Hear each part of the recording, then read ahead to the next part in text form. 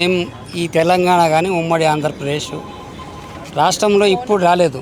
దాదాపు 17-18 శతాబ్దంలోనే మా ఎస్టీ యొక్క జీవ ఆధారాలు ఇక్కడ ఉన్నాయి తెలంగాణ.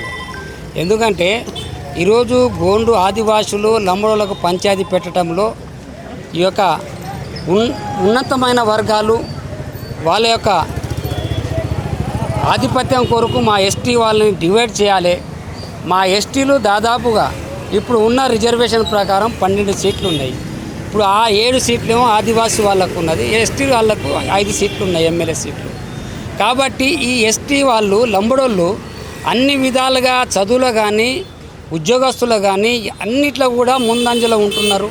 లంబాడీలు ఒక ఉన్నతమైన ఆలోచనలతోటి ముందడుగేస్తున్నారు. కాబట్టి వీళ్ళని ఆదివాసులను లంబడోళ్ళను కనుక రెచ్చగొడితే ఈ రెచ్చగొట్టే విధంగా మేము వీళ్ళని ఏది ఉన్నతమైన అంటే ఓసీలు కానీ వేరే వేరే అగ్రకులాలు అగ్రవర్ణాలు ఈరోజు మేము ఈ తెలంగాణలో 119 సీట్లో దాదాపుగా 56 నుంచి 58 సీట్ల కనుక మా ఎస్టీలు దలుచుకుంటే ఎవడు ఎమ్మెల్యే కావాలనో వాళ్ళు అవ్వడానికి అవకాశం ఉంది.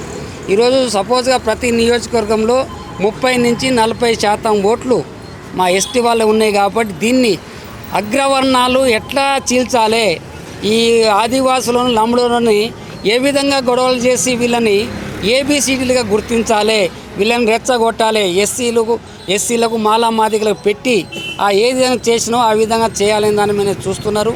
అదేవిధంగా 17వ సంవత్సరంలో డిసెంబర్ 3వ తారీఖు నాడు కూడా ఆదిలాబాద్ నిజామాబాద్లో ఈ గోండు వాళ్ళు ఆడ ఉన్న మా ఎస్టీలని బీభత్సం చేసి కొట్టడం జరిగింది. 2-3 చచ్చిపోవడం కూడా జరిగింది.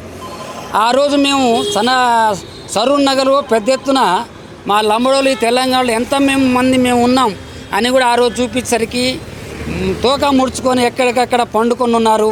ఈరోజు మళ్ళీ తెరపైకి తీసుకొచ్చి ఎస్టీలు బంజారాలను వీళ్ళు మా ఎస్టీలు కాదని ఆదివాసి చెప్పడం అది దుర్మార్గమైన చర్య.